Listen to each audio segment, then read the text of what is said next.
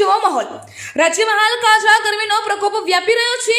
ઉત્તર પશ્ચિમથી ઉત્તરના પવનો ફૂંકાઈ રહ્યા છે। 7 દિવસ ગુજરાતનું હવામાન શુષ્ક રહેવાની શક્યતા। તે વચ્ચે રાજકોટ સહિત સૌરાષ્ટ્રમાં ગરમીએ જોર પકડ્યું છે। ઉપલેટામાં પણ ગરમીનો પ્રકોપ શરૂ થયો છે। તડકાને કારણે બપોરે લોકો ઘરમાંથી બહાર નીકળવાનું ટાળે છે। ધોરાજી શહેરના મેઇન બજાર, શાક માર્કેટ સહિતના રસ્તાઓ સુમસામ થાય છે।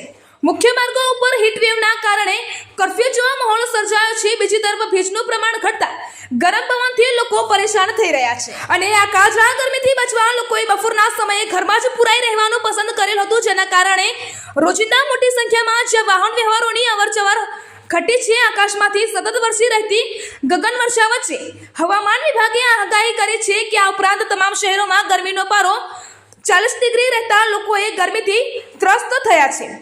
આ વખતે એપ્રિલ મહિનામાં જ મે મહિના જેવી ગરમી પડવાને કારણે લોકો પરેશાન થઈ ગયા છે। ત્યારે હવામાન વિભાગ દ્વારા ગરમીથી બચવા લોકોને કામ વગર ઘરની બહાર ન નીકળવાની સલાહ આપવામાં આવી છે। સાથે જ લોકોને પાણી વધુ પીવાની અને સુતરાઉ કપડાં પહેરવા જણાવેલ છે, જેથી ગરમીથી બચી શકાય।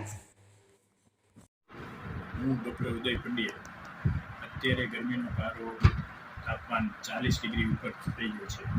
લોકોને અપીલ કરું છું કે શક્ય હોય તો બપોર વચ્ચે 12 થી 4ની વચ્ચે ઘરની બહાર ન નીકળવું પડે તો રૂમાલ, સ્કાર્ફ બાંધીને નીકળવું, જેથી હીટ સ્ટ્રોક ન થાય।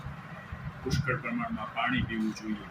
પાણીવાળા ફ્રૂટ જેમ કે તરબૂચ છે, ટેટી છે, મોસંબી છે, લીંબુ શરબત છે, કાળી દ્રાક્ષ છે, ઠંડક કરે એવી વસ્તુનો ઉપયોગ વધારે કરવો જોઈએ।